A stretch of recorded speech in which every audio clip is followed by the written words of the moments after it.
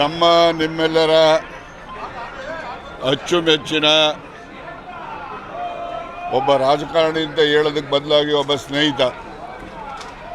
ಸ್ನೇಹಿತನಲ್ಲಿ ನಾನು ಬಹಳಷ್ಟು ಜನ ನೋಡಿದ್ದೇನೆ. ಇಂತಹ ಒಬ್ಬ ಉತ್ತಮವಾದಂತಹ ಸ್ನೇಹಿತ, ಮಾರ್ಗದರ್ಶಕ, ಎಲ್ಲ ರೀತಿಯಲ್ಲೂ ಕೂಡ ಶುಭವನ್ನು ಆಶಿಸತಕ್ಕಂಥ ವ್ಯಕ್ತಿತ್ವವನ್ನು ಹೊಂದಿರತಕ್ಕಂಥ ಸನ್ಮಾನ್ಯ ವೆಂಕಟರಮಣಪ್ಪನವರು ಇವತ್ತು ನಮ್ಮನ್ನು ಅಗಲಿದ್ದಾರೆ. ಈಗಾಗಲೇ ಮುಖ್ಯಮಂತ್ರಿಗಳು ಕೂಡ ಬಂದು ಸಾಂತ್ವನವನ್ನು ಕುಟುಂಬಕ್ಕೂ ಹೇಳಿದ್ದಾರೆ. ಪಾರ್ಥಿವ ಶರೀರಕ್ಕೆ ಗೌರವವನ್ನು ಕೂಡ ಸಲ್ಲಿಸಿರ್ತಕ್ಕಂಥದ್ದನ್ನು ನೀವೆಲ್ಲ ನೋಡಿದ್ದೀರಿ. ನಾವು ಕೂಡ ಸನ್ಮಾನ್ಯ ರಘುವೀರೆಡ್ಡಿ ಸಾಹೇಬರು ಅವರು ಕೂಡ ನಿಮಗೆಲ್ಲ ಗೊತ್ತಿದೆ, ನಾನು ಪರಿಚಯ ಹೇಳೋದಿಲ್ಲ. ನಮ್ಮ ಮುದ್ದಣ್ಣಗೌಡರು ಕೂಡ ಅಷ್ಟೇ.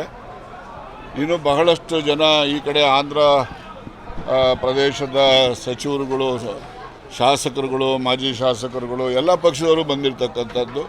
ಹಾಗೆ ಇಲ್ಲಿ ಕರ್ನಾಟಕದಿಂದನೂ ಅಷ್ಟೇ ಮುಖ್ಯಮಂತ್ರಿಗಳು ಏನು ಸಿದ್ದರಾಮಯ್ಯನವರೇ ಅಂತ ಅಲ್ಲ, ಜೊತೆಯಲ್ಲಿ ಸಚಿವರಾದಂಥ ಜಾರ್ಜ್ ಅವರು ಮತ್ತು ಜಮೀರ್ ಅವರು ಬಂದಿದ್ದಾರೆ.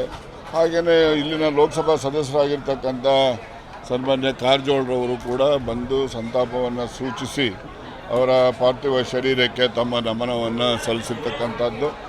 ನಾನು ಕೂಡ ವೈಯಕ್ತಿಕವಾಗಿ ಅವರಿಗೆ ಆಭಾರಿನೂ ಕೂಡ ಆಗಿದ್ದೇನೆ ಮತ್ತು ಅವರನ್ನು ಕೂಡ ನಮ್ಮ ಜೀವಮಾನದ ಅವಧಿಯಲ್ಲಿ ಅವರನ್ನು ಸದಾ ನೆನಪಿನಲ್ಲಿ ಇಟ್ಟುಕೊಳ್ಳತಕ್ಕಂಥ ಒಬ್ಬ ವ್ಯಕ್ತಿತ್ವವನ್ನು ಉಳ್ಳಂತಹ ಸನ್ಮಾನ್ಯ ವೆಂಕಟರಮಣಪ್ಪನವರು ಅವರ ನಿಧನ ನನಗಂತೂ ಭರಿಸಲಾಗದಷ್ಟು ನಷ್ಟ ಆಗಿದೆ. ಅವರ ಕುಟುಂಬಕ್ಕಿಂತ ಹೆಚ್ಚು ನನಗೆ ನಷ್ಟ ಆಗಿದೆ ಅಂತಕ್ಕಂಥದ್ದನ್ನು ನಿಮ್ಮ ಮುಂದೆ ಹೇಳಲಿಕ್ಕೂ ಬಯಸ್ತೇನೆ.